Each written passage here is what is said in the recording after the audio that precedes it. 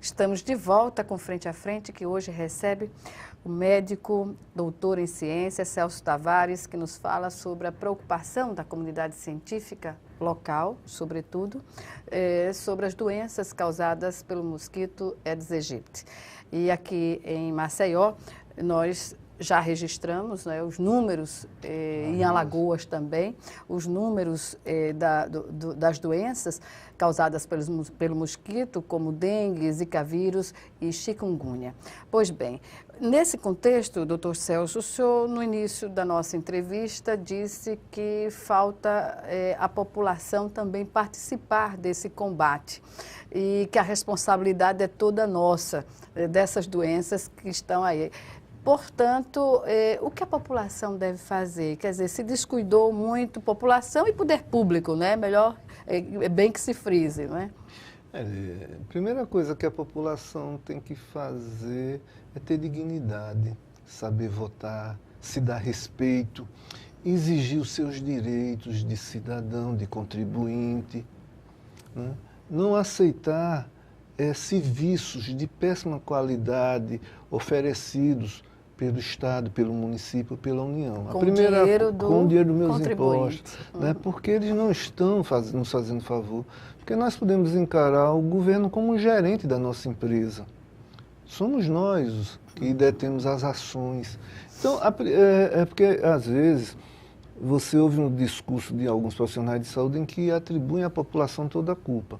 Agora, certamente ela tem uma parcela bastante razoável no momento em que ela pega uma toia e joga no chão, quando ela pega um papelzinho de bala e tal, porque você vai jogando isso, você vai obstruir a boca de lobo. Aí daqui a pouco, quando chover, você vai ter leptospirose, porque você vai ter aquela inundação, etc. O contato com a água e todos esses objetos que vai se jogando no meio da rua, muitos deles são capazes de conter água e tal.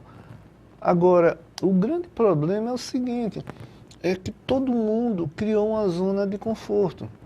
Eu conheço muita pouca gente que assuma que uma parcela bastante razoável do problema seja sua. Não, todo mundo atribui a um vizinho, a outra pessoa e tal, né?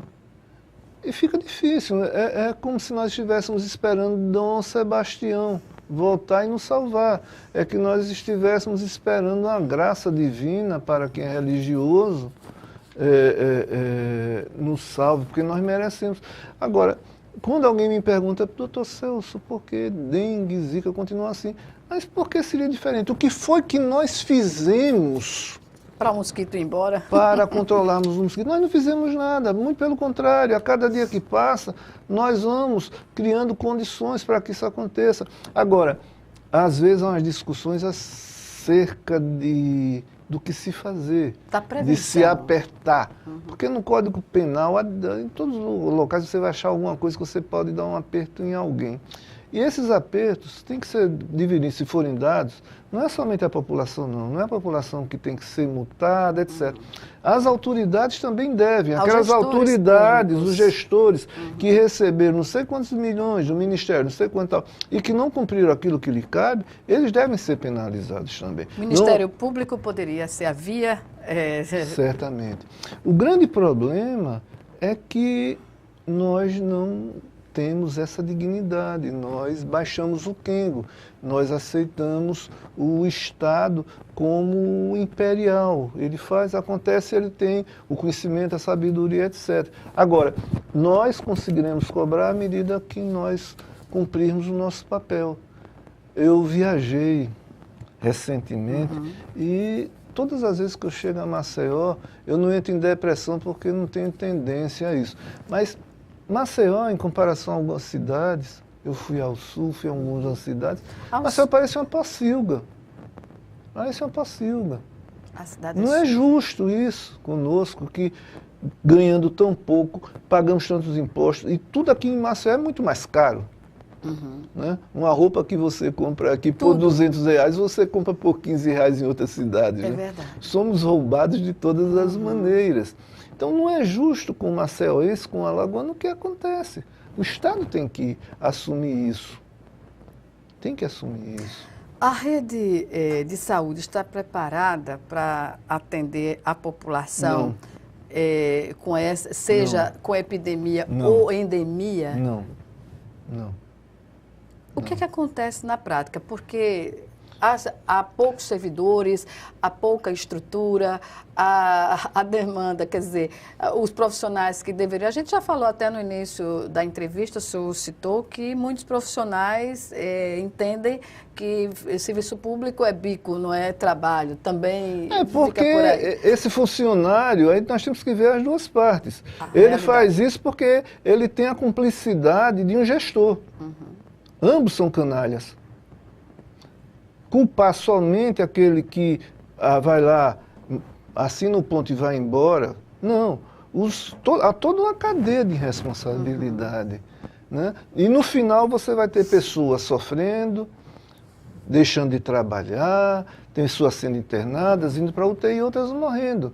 Então há toda uma cadeia que nós temos que observar. Então, o que é que nós temos? O número de profissionais contratados pelo Estado e os municípios, se dedicassem as horas corretamente. Correto. Agora, vem o outro lado. Se esses profissionais começarem a cumprir essas cargas horárias, os municípios nem o Estado garantem a eles locais condignos para trabalhar. Você vai trabalhar em locais que o CRM não vai de forma alguma permitir, porque vai pôr a saúde do profissional e da população em risco. Situações adversas. Você tem situações onde falta tudo. Eu faço na FPI, naquela fiscalização preventiva integrada, feita no Sertão. É uma coisa impressionante. A unidade. O que se verifica?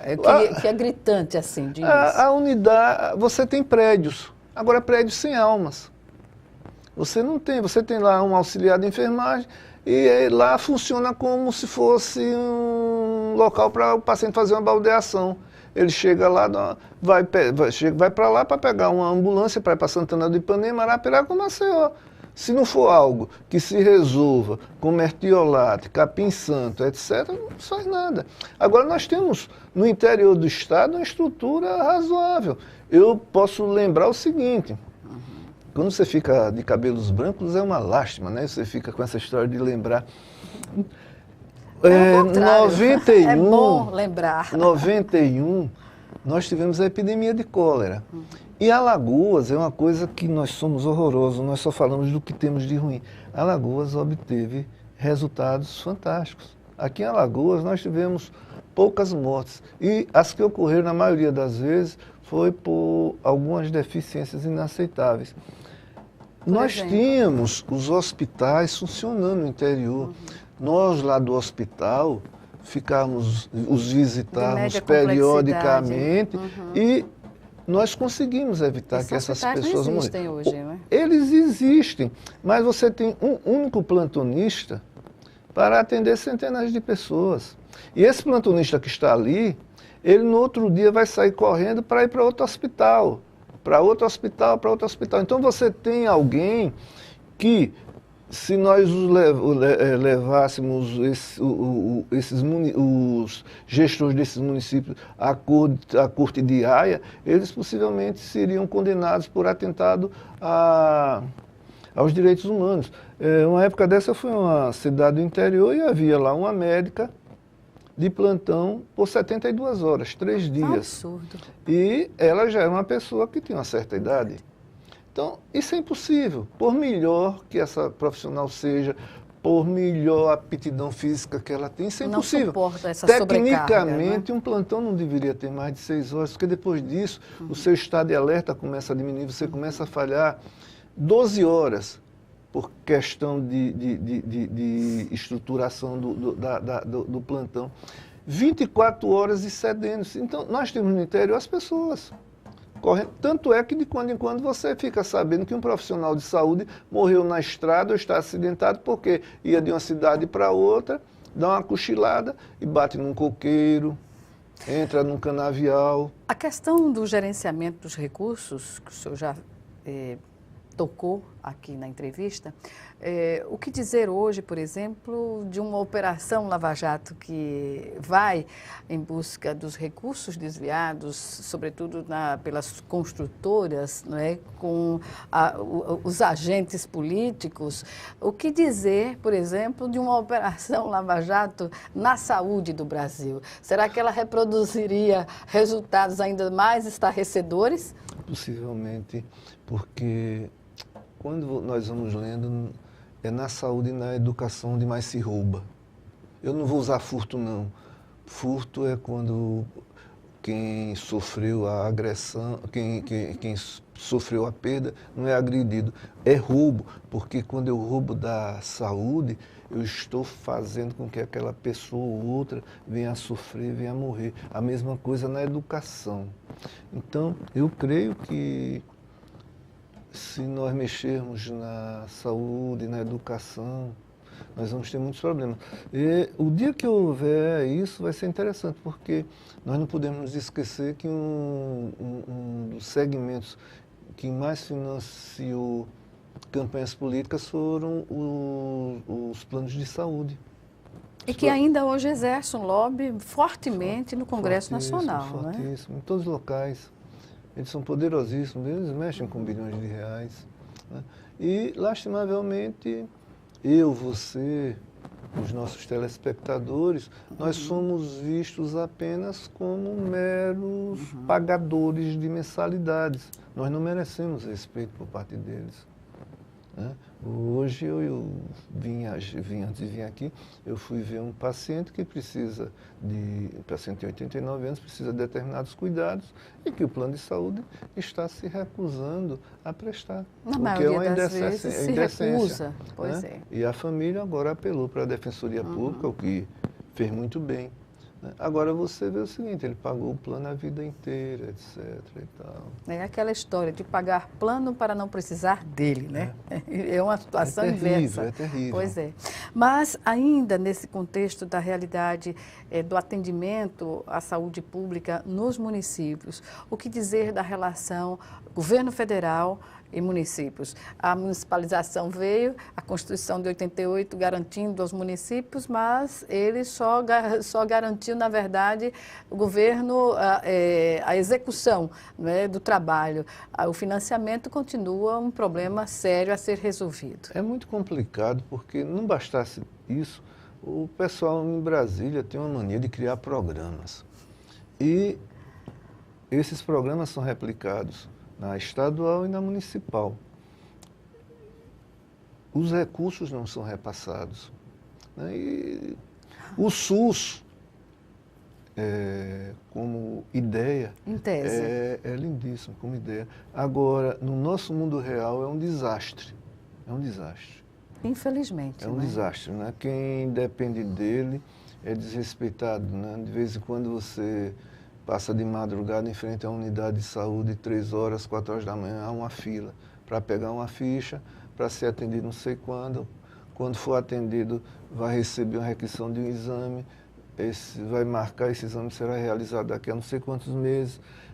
Da realização do exame, o recebimento do laudo são mais um bom tempo e remarcar a consulta para apresentar, é algo kafkiano. Eu acho que se Kafka fosse vivo, ele iria rasgar o processo, porque ele iria ver que nós estamos vivendo absurdos tais que aquela novela dele virar um inseto, aquilo era uma bobagem.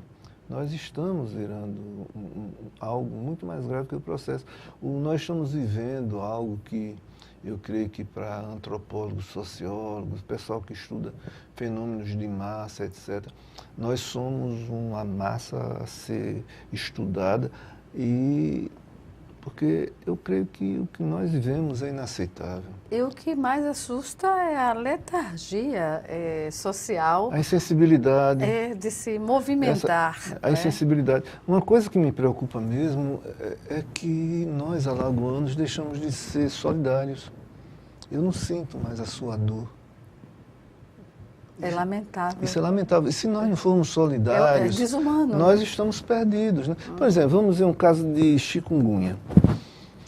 O que é que acontece? Às vezes eu pego uma pessoa que chega no meu consultório, que já foi não sei para onde e tal, às vezes vem do município da divisa de Pernambuco. Ele chega aqui com 6 meses de doença, está sem trabalhar, então vou tratar, etc. E é interessante, né? Porque essa pessoa é um profissional autônomo, se ele não tiver uma família, está passando necessidades. Nós temos esse problema da previdência, que se é real ou se é mentira, eu acho que é real em parte. Né? Porque tem outras fontes de financiamento. E essas pessoas precisam ir para a Previdência Social.